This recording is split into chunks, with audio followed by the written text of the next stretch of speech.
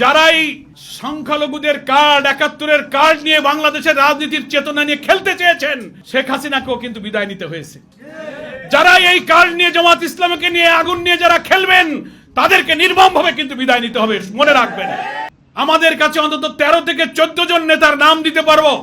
আপনারা তদানীন্তন মুক্তির যুদ্ধের সময় যারা অখণ্ড পাকিস্তানের পক্ষে ছিলেন, স্বাধীনতার বিরোধিতা করেছিলেন, সেই সমস্ত লোকদেরকে এই দেশের প্রেসিডেন্ট বানানো হয়েছে, প্রধানমন্ত্রী বানানো হয়েছে, মন্ত্রী বানানো হয়েছে, এমপি বানানো হয়েছে। যারা কথা বলছেন তাদের পরিবারের লোকেরাও স্বাধীনতার বিরোধিতা করেছে। জামাত ইসলামকে আপনি গালি দেবেন, তো আপনি আয়নায় নিজের চেহারাটা দেখেন না যে আমি কে, আমার অরিজিন কি। ফ্যাসিবাদ বিরোধী সংগ্রামের সকল রাজনৈতিক দলের কাছে আমার আকুল আবেদন থাকবে, আসুন নিজেদের এই বিভেদ বিতর্ক টানার দরকার নাই। আপনি যখন দাঁড়িয়ে এই পুরানো ইস্যু নিয়ে কথা বলবেন জামাত ইসলামের বিরুদ্ধে, আয়নায় দাঁড়িয়ে আপনি আপনার রাজনৈতিক ইতিহাসটা একটু দেখবেন। আপনার মুরব্বীরা কি বলে গেছেন, যতদিন আমি আপনার সঙ্গে থাকি তখন আমি আপনার সঙ্গী, যেই থাকি না সেই জঙ্গি। এই স্লোগানটা ভুলে যান। এখন আর এই ৫৪ বছর পরে এই নতুন নিউ জেনারেশন আপনার এই ভাঙা রেকর্ড বাজালে এই গান আর এ জাতি শোনে না, এটা মানুষ আর খায় না। দিল্লি একটা ঢোলের বাড়ি দেয় আর এই দেশের নাচুনে বুড়িরা নেচে তখন ওই সব পুরনো কাসুন্দি টানে। এই মানবতা বিরোধী অপরাধ যারা করেছে, হাজার হাজার লোককে যারা খুন করেছে, মৃত লাশ আগুনে পুড়িয়ে যারা ছাই করেছে, হেলিকপ্টার থেকে শিশুকে যারা হত্যা করেছে, এই ইতিহাসের বর্বরতম খুনিদেরকে ট্রাইব্যুনালে যে মামলা হয়েছে, বিচার শুরু হয়েছে, এই বিচার দৃশ্যমান হওয়া চাই।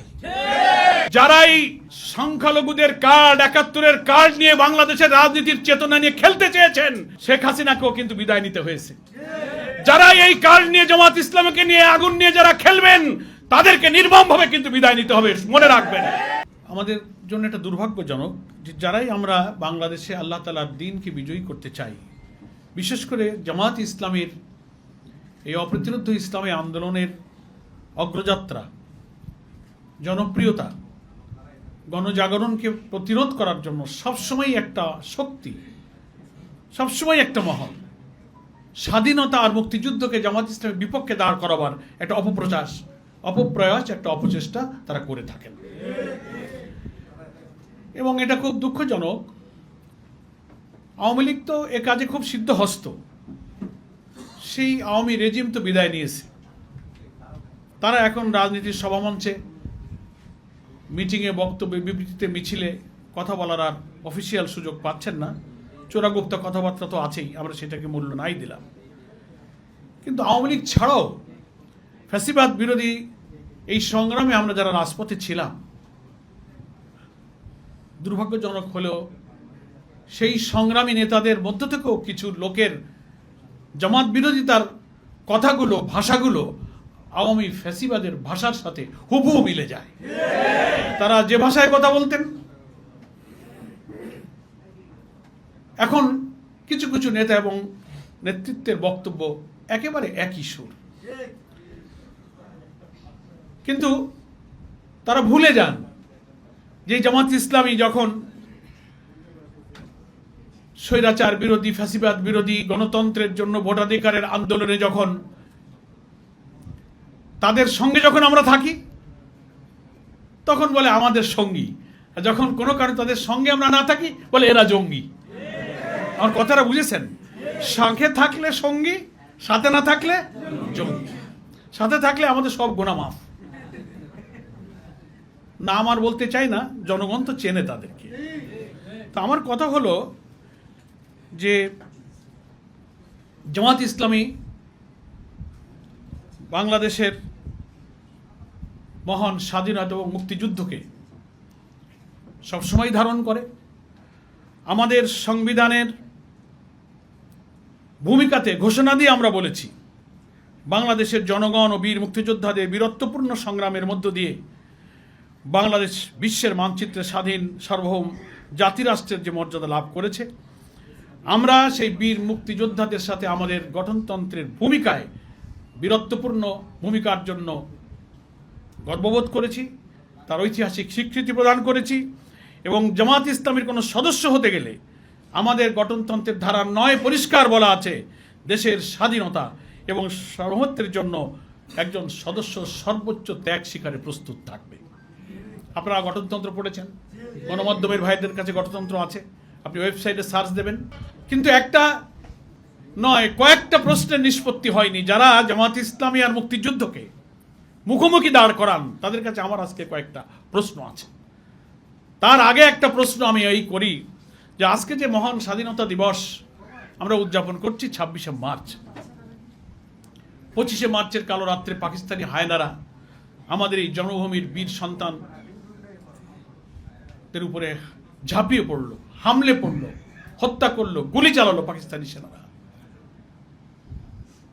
এবং 26-এর প্রত্যুষে 25-এর রাতের শেষ হলে শেখ মুজিবকে যে গ্রেপ্তার করা হলো না, উনি আত্মসমর্পণ করে চলে গেলেন, তা নিয়ে ইতিহাসের বিতর্ক কিন্তু এখনো মীমাংসিত হয়নি। তার আগে বড় প্রশ্ন, রেসকোর্স ময়দানের ঐতিহাসিক ভাষণ যে উনি 7ই মার্চ দিলেন, বাংলাদেশের ঘরে ঘরে সে ভাষণ বাজানো হয়। সেখানে তিনি বলেছিলেন এবারের সংগ্রাম স্বাধীনতার সংগ্রাম, এবারের সংগ্রাম আমাদের মুক্তির সংগ্রাম। তাহলে সেই দিন তো স্বাধীনতার ঘোষণা আপনি দিয়ে দিয়েছেন, এখন সংগ্রাম আপনি স্বাধীনতা আর মুক্তির পথে ঐতিহাসিক 7ই মার্চে সোহরাওয়ার্দী উদ্যানের ভাষণে আপনি দিয়ে দিয়েছেন। তাদের ভাষায় একজন স্বাধীনতার সংগ্রামের নেতৃত্বদানকারী ব্যক্তি যখন দেশবাসীর সামনে স্বাধীনতার সংগ্রাম, মুক্তি সংগ্রামের চূড়ান্ত ঘোষণা যদি দিয়ে দেন, তারপর থেকে আবার সেই হামলাকারী হায়না পাকিস্তানি শাসকদের সাথে আলোচনায় বসলেন কেন? এই প্রশ্নের জবাব আজও আওয়ামী লীগ দেয়নি। সেই 7ই মার্চের পর থেকে নিয়ে 23শে মার্চ পর্যন্ত আপনি যে প্রেসিডেন্ট হাউজে এহিয়া খান সহ পাকিস্তানি শাসক গোষ্ঠীর সাথে শেখ মুজিবুর রহমান দফায় দফায় কি আলোচনা করেছেন, কি বক্তব্য রেখেছেন, জাতির কাছে সেই ইতিহাস কিন্তু এখনো অপ্রকাশিত এবং রহস্য আবৃত আছে। আপনি যদি এই দেশের স্বাধীনতাই চাইবেন, ঘোষণাও দিয়ে দিলেন লক্ষ লক্ষ মানুষের সামনে, আবার মিটিংয়ে বসলেন কেন? তা জাতি বুঝতে পেরেছে, আপনি বলেন আর না বলেন, যে আলোচনায় সমঝোতা করে যদি আপনি তদানীন্তন পূর্ব পাকিস্তানের প্রধানমন্ত্রী হতে পারেন, সেই জন্যই আপনি চেষ্টা করেছিলেন। স্বাধীনতায় যদি আপনার লক্ষ্য থাকতো 7ই মার্চের ঘোষণায়, ওই ঘোষণা যদি সিনসিয়ারলি থাকতো, তা আপনি আর পাকিস্তানি এই প্রেতাত্মা হায়নাদের সাথে আলোচনায় আপনি আর বসতেন না। আলোচনায় প্রমাণ করে আপনার মধ্যে কিন্তু গোপন রহস্য ছিল। দেন আর একটা প্রশ্ন, পৃথিবীর কোন মুক্তি সংগ্রামের বিপ্লবী নেতা তার প্রতিপক্ষের কাছে কখনো আত্মসমর্পণ করে ধরা দেয়নি। লড়াইয়ের ময়দানে থেকেছেন, মুক্তিযুদ্ধ করেছেন, গেরিলা যুদ্ধ করেছেন, রাজপথে লক্ষ লক্ষ মানুষকে সংগ্রামে গুলির মুখে ছেড়ে দিয়ে সে কখনো আত্মসমর্পণ করে পালিয়ে যায়নি।